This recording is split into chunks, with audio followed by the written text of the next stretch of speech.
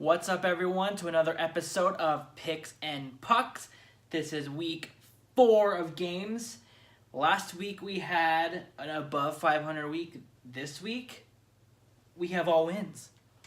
What? We have all wins!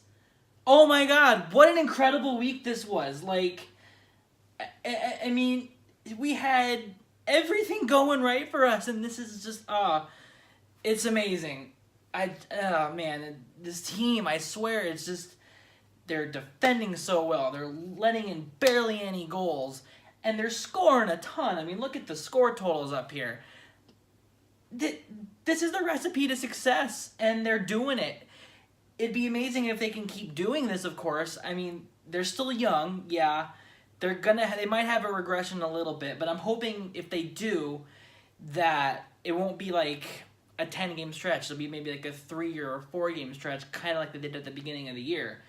But they're doing a lot of the right things to win hockey games. Namely, defense and goaltending is where you have to start looking at these games before we look individually. 1 goal every single game this week. That's going to get it done like 9 times out of 10. I mean, and even the greatest thing about this, too, is that all 3 goals were not really like direct shots.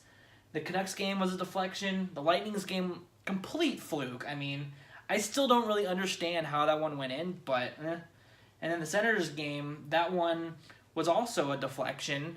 Borderline goaltender interference. I think if the puck was maybe a little bit later, it could have been goalie interference, but I think it was just kind of a simultaneous thing. It was kind of hard to call that one back. Plus, they just got one called back, so it was like, gotta get a little lucky there, and they just didn't. That's okay. They still ended up winning, so that's okay.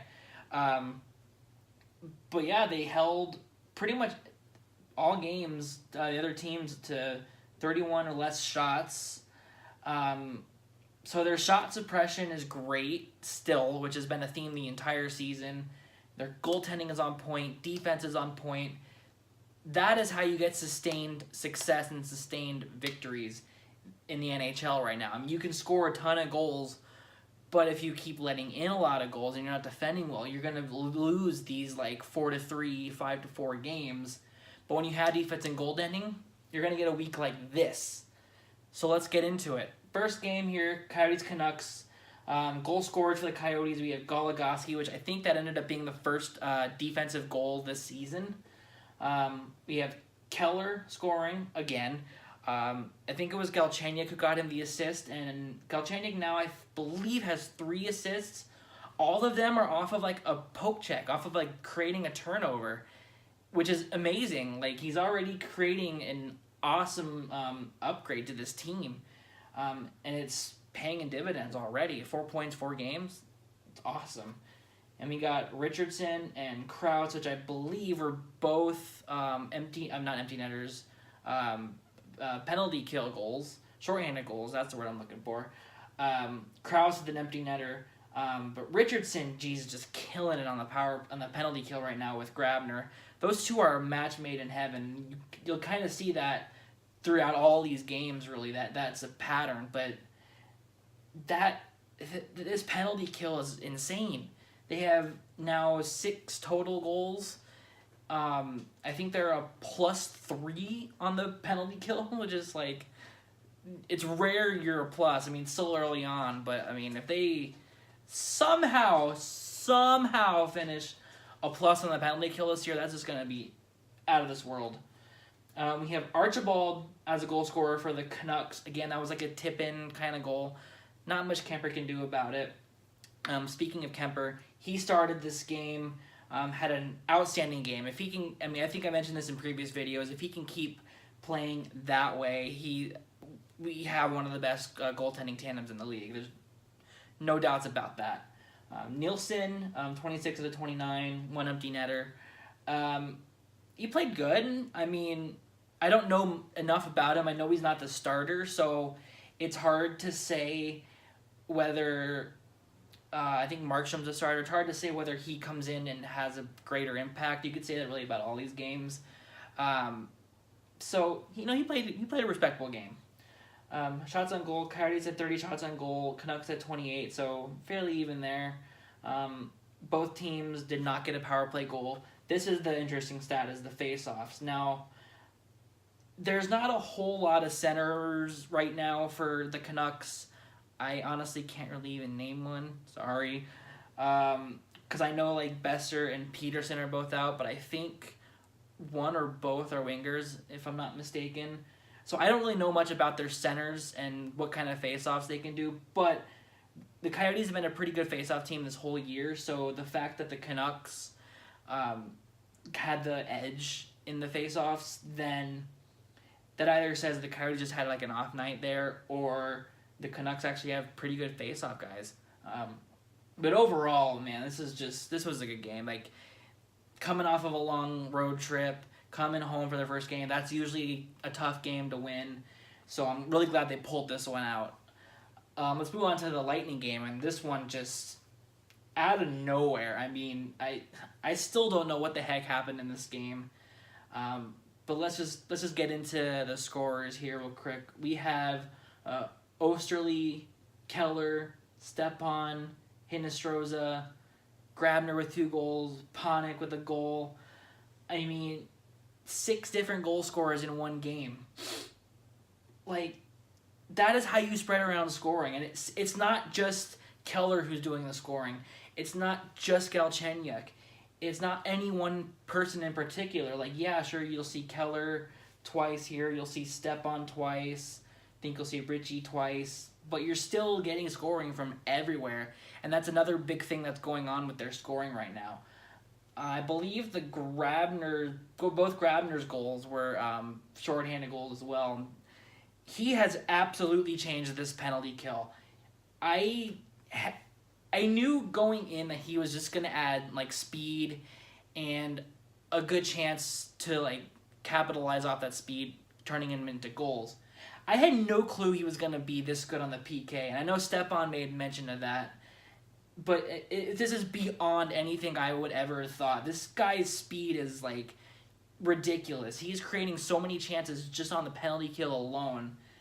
The more he's out there, the more, I mean, teams are going to have to like actually like watch out for him when he's on the penalty kill. And that just should never happen. But they're going to have to like, no, Grabner's out there killing this penalty. We have to kind of keep the puck away from him so that he can't create a turnover and turn it into a goal, because that's pretty much what he did on both his goals in this game. Ronta had another good game. That goal by Erne. Sorry if I'm pronouncing that wrong. I think one of those 3 should be right, hopefully. But that goal that he had, just a complete fluke. I mean, it went way up in the air. No one had a clue where it was, and it just kind of had the right trajectory and the right speed to just float over Ronta's shoulder. Nothing really he can do about that. Domingue was in net for the Lightning. Yikes. I am glad he's not a Coyote anymore. And by no means do I think all these goals are his fault. They're just, a lot of them were just good shots. But my God, 7 goals? Like, really, Domingue? Really? And also, too, I kind of do feel bad for him for not being pulled. Like, I know the Lightning played previously the day before, but give him a break there. Letting a goalie let in 7 goals like that has to be incredibly frustrating. So on some level, I feel for Domingue, but on another level, 7 goals. 7 goals, Louis. How about that? Anyway, shots on goal, pretty even, 30-31. Face-offs, also pretty even. The Lightning had the advantage in both of those, but just barely. Lightning's only goal was on the power play. We had no power play goals, unfortunately.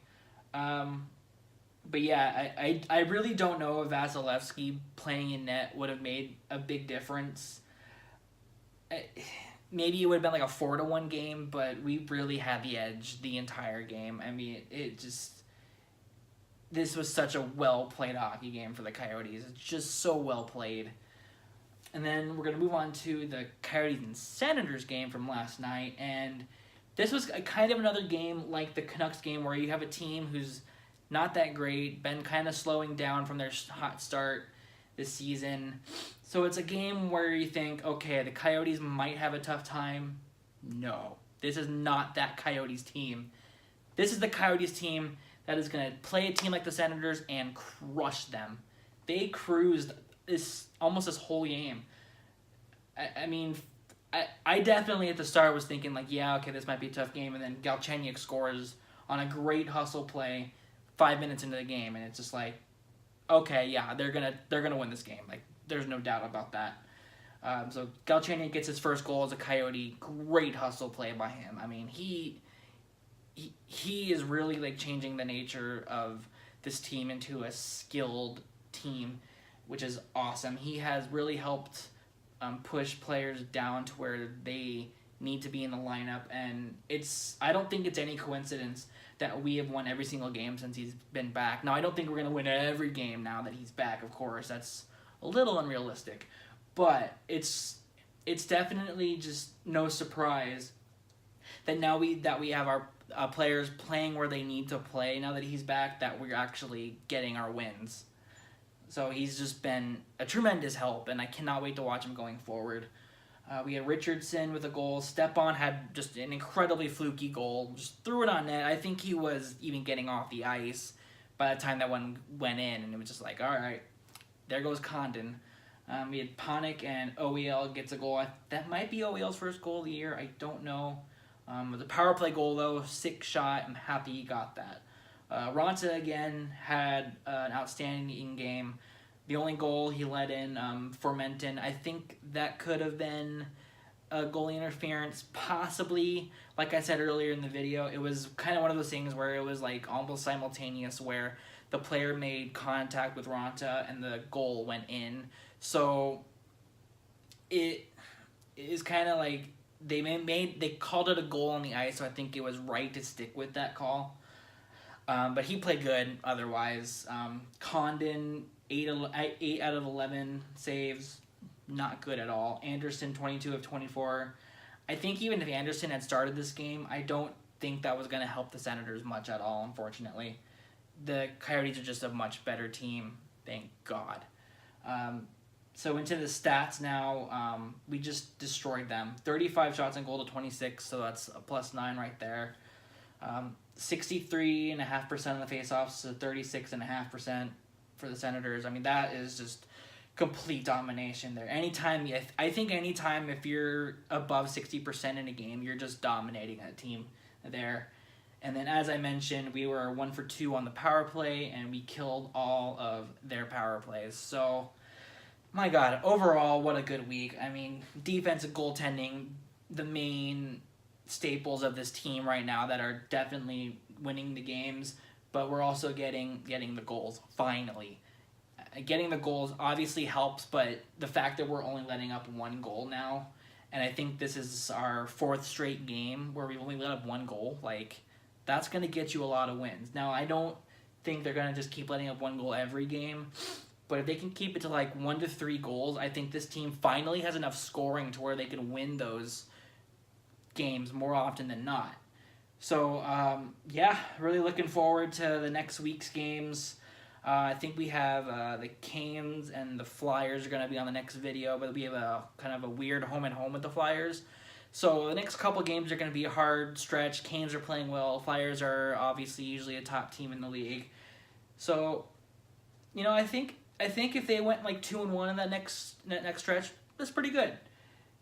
I think now that they're winning more, or at least my expectations are growing. I still want to keep saying that they're a young team, they still have time to grow or room to grow, but they're doing the right things to get the wins. So if they can just keep that up, they're going to keep getting wins. And the Pacific Division is bad enough this year to where they could sneak into a 3rd, maybe even a 2nd place spot. I mean, right now San Jose is, I don't think San Jose is the top right now. I think they're maybe tied with Edmonton. But San Jose is probably going to end up being at the top. Edmonton, they're winning right now, but it's hard to tell if McDavid can be the only one to do things this entire season. So it'll be watching out for them. The Flames are struggling on goalie and defense right now. So the complete opposite of the Coyotes.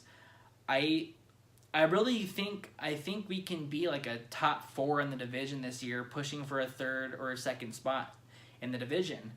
And it's crazy to say that right now. Like, I know there's still a ton of time left in the season, but with how bad this division is, it's not too far-fetched. So, yeah, thanks for watching this video. Hope you made it all the way through. I appreciate it if you do. Please subscribe to this channel if you want to say it. I keep mixing up Twitter and YouTube. Follow my Twitter account, there we go, at Picks and Pucks. And I hope you enjoyed this video. And yeah, thanks for watching one more time. And let's go Coyotes. Let's do another undefeated week again. Yeah? Let's do it. Yeah!